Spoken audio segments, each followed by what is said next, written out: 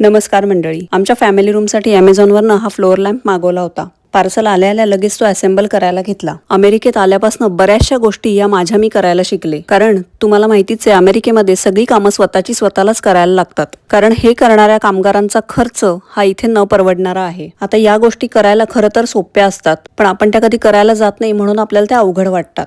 आता या बॉक्समध्ये या फ्लोअर लॅम्पसाठी लागणाऱ्या सगळ्या गोष्टी आहेत. त्या सगळ्या गोष्टींवर व्यवस्थित नंबरिंग केलेलं असतं आणि त्याबरोबर एक सूचनांचा कागदही पाठवला जातो. त्या सूचना जर व्यवस्थित आपण फॉलो केल्या तर यामध्ये अवघड असं काहीच नसतं. पण काय होतं, जेव्हा आपण भारतातून अमेरिकेत नवीन येतो तर त्यावेळेला आपल्याला ही सवय झालेली असते की या सगळ्या छोट्या छोट्या गोष्टींसाठी आपल्याला तिथे लगेच माणसं उपलब्ध होतात. त्यामुळे या गोष्टी आपण कधी केलेल्याच नसतात. पण जर तुम्ही अमेरिकेमध्ये नवीन येणार असाल आणि जर तुम्हाला स्वतःची कामं स्वतः करायची सवय नसेल तर मात्र तुमच्या मनाची तयारी करूनच या.